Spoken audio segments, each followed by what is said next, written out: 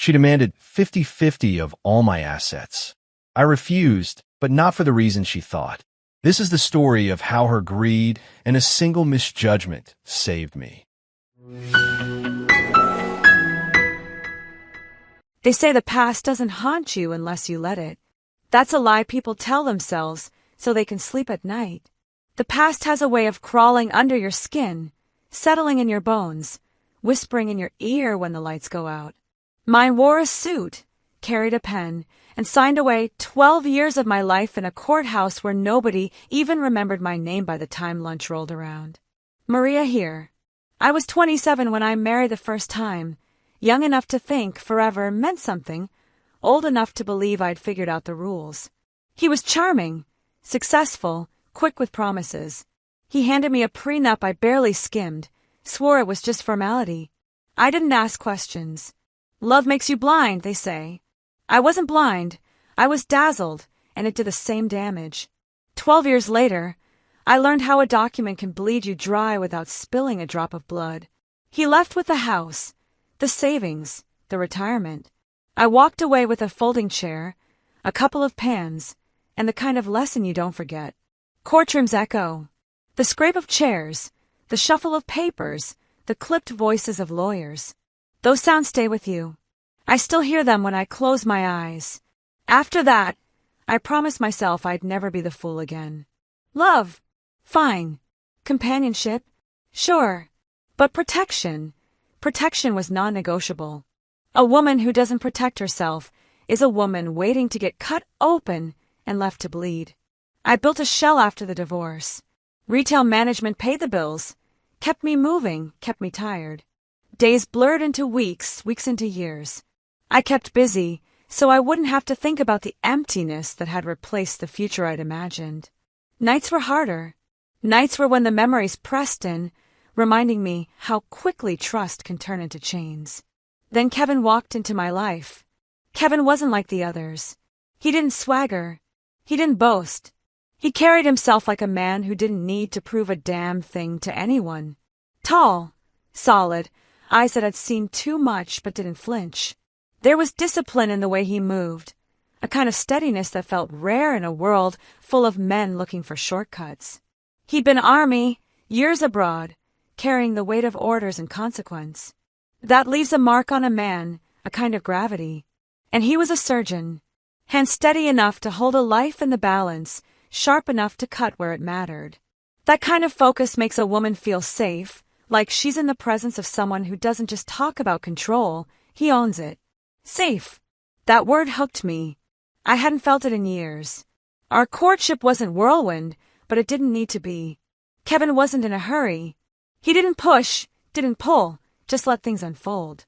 For the first time since my divorce, I felt the ground under me hold steady instead of shifting. He talked about loyalty, sacrifice, building a life together like it was a given, not a gamble. When he proposed, it felt like the universe was giving me a second chance.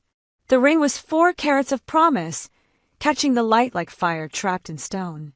He slid it onto my finger, and for a moment I believed in fairy tales again.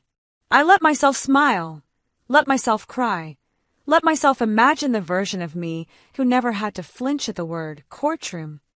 But shadows don't care about diamonds. Even as I said yes, even as I wrapped my arms around him and let myself feel the safety I'd been craving, I felt the old ghost stirring. My ex's smirk, the judge's pen, the hollow echo of being left with nothing. They trailed me like smoke you can't wash out of your clothes. I wanted to believe Kevin was different, and maybe he was, but belief had cost me once before. I'd promised myself it wouldn't cost me again. So I smiled wider, kissed him deeper, held the weight of that ring like it was the key to a future I might actually trust. But deep down, behind the tears and the joy, another voice whispered. A colder one. The past never forgets. And I knew one way or another, I wasn't going to let it repeat itself. Hey, I'm Kevin. I never thought I'd get married, to be honest. Not because I didn't want to, but because life never gave me much space for it. The Army kept me moving for years. Bases overseas, deployments that blurred one into the next, a job that meant packing up just when I'd started to settle in. Relationships didn't exactly thrive under those conditions. You learn to travel light. By the time I left service and went into medicine full-time, I was in my late 30s. Most of the people I knew were already married with kids, some even divorced and starting over. Me? I was still learning how to enjoy having a fridge that stayed plugged in for more than 6 months at a time. Then Maria came along. She wasn't like the people I'd dated before. She had this grounded quality, practical but warm. She worked retail, managed a team, dealt with people all day long, and somehow still had the patience to listen when I vented about a 12-hour surgery shift. She made everyday things, grocery shopping, grabbing coffee, feel lighter, simpler. I like that about her. My life had been built around discipline, long hours, and big sacrifices. With her, I didn't feel like I had to be Dr. Kevin Hayes, former Army officer. I could just be Kevin. When I decided to propose, it wasn't a big dramatic epiphany. It was quieter than that. I've been thinking about it for months, turning it over in my head between shifts, picturing her sitting across from me 10, 20 years down the line. She fit, not just into my schedule, but into my life, into the parts of me I didn't show anyone else. I picked out the ring myself, for carats, maybe more than I should have spent, but I wanted her to have something that told her exactly how serious I was. I remember the way her eyes widened when she saw it, the way her hand trembled a little when I slid it onto her finger. That look, that's the kind of thing you hold on to when you've been waiting your whole life to find someone worth building a future with. So when she said yes, I thought we were on the same page. For the first time in years, I let myself relax. I let myself picture more than just the next shift, the next deployment, the next move. I pictured a house that stayed ours, holidays spent together, kids maybe. Stability. It felt good, better than I'd expected. Like all those years of waiting, of sacrifice, of moving from one posting to the next had finally led me to something solid. That's what Maria was to me then, solid. A partner. Someone who knew what loss looked like, but wasn't afraid to try again. I admired that in her. A lot of people get burned and stay bitter. Maria carried her scars, sure, but I thought it made her strong. I thought it made her the kind of person who understood commitment the way I did. Looking back, maybe I was seeing what I wanted to see. But in those first days after the proposal, I wasn't second-guessing a thing. I was all in, and I believed, really believed, she was too.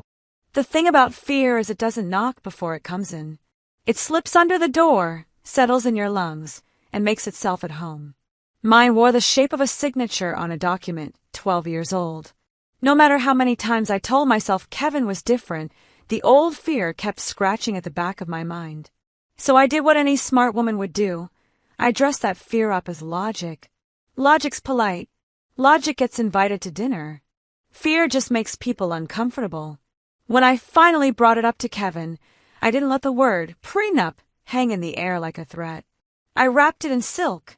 It's just protection, I said, smiling the kind of smile that hides the sharp edges.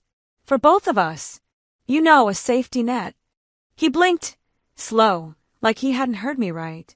The hurt was all over his face, plain as a bruise. For a second, I almost faltered. Almost.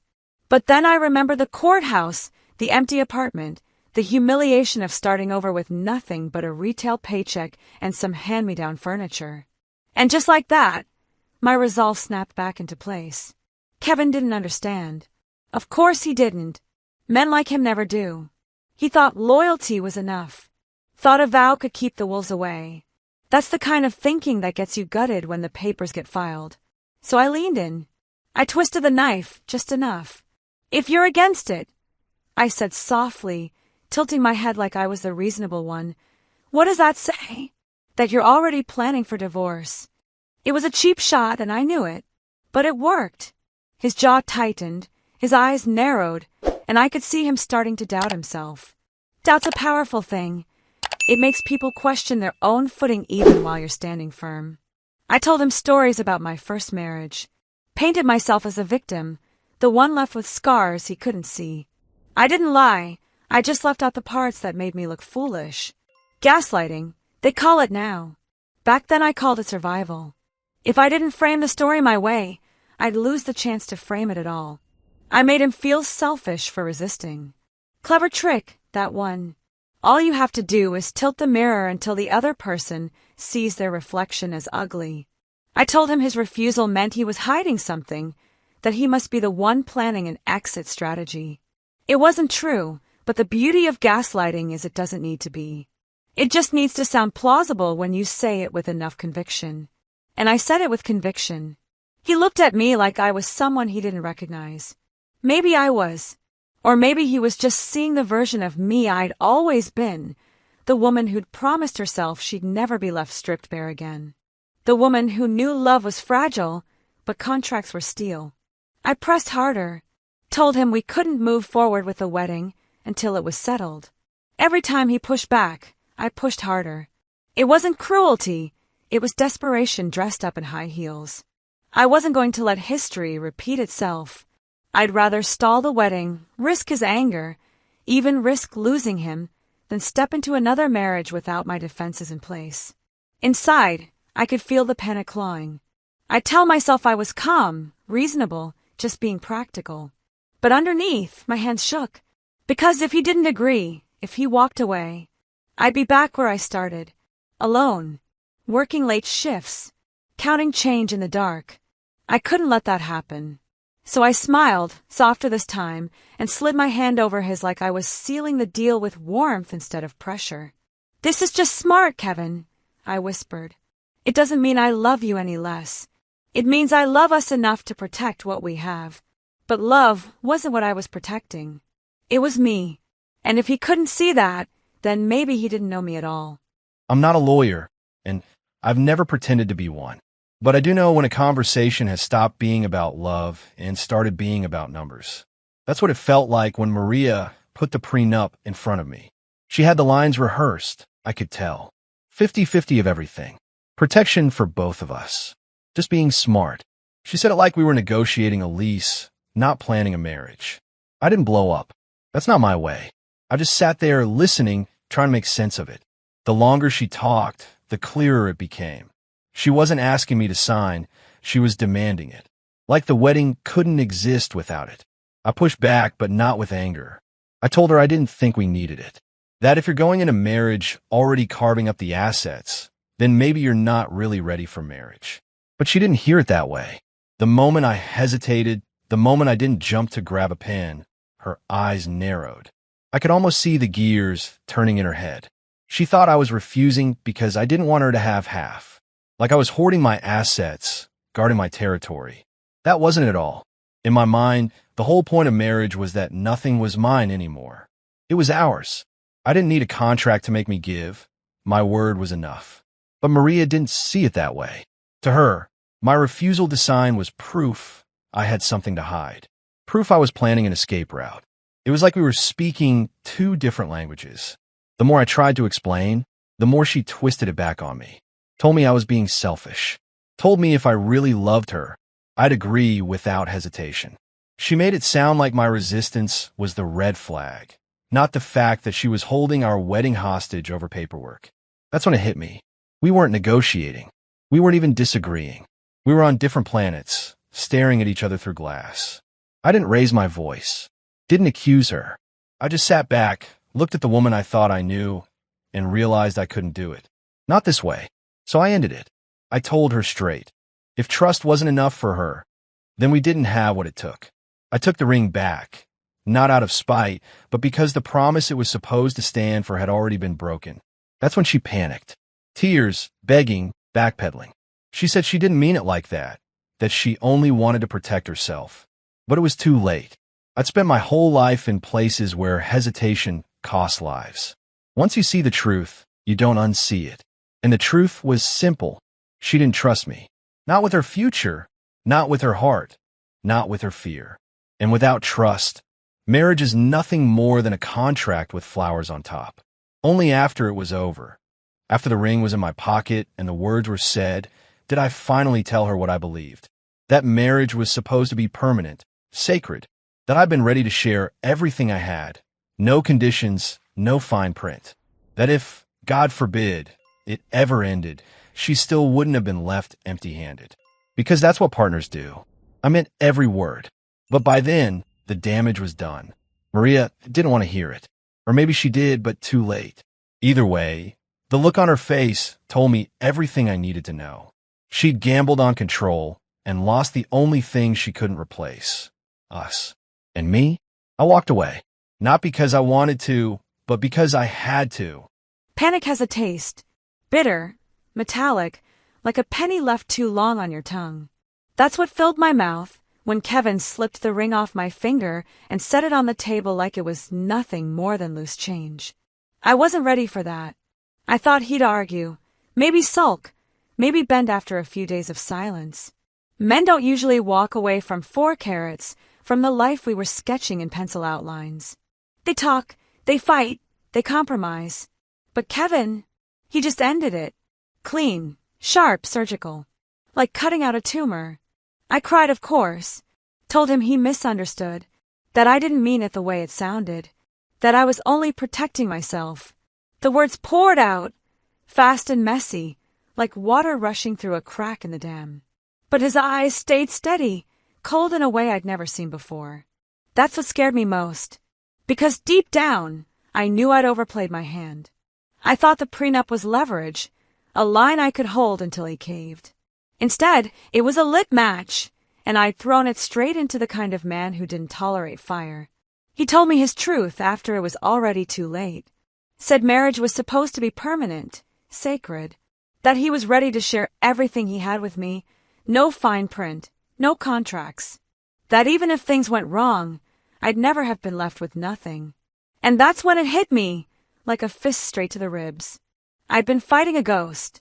I saw his resistance as greed, as selfishness, because that's what my ex had taught me to see. But Kevin wasn't my ex. He never was. He wasn't guarding his fortune. He was guarding the one thing he thought mattered, trust. I twisted it. I twisted him. And in doing so, I snapped something that couldn't be mended.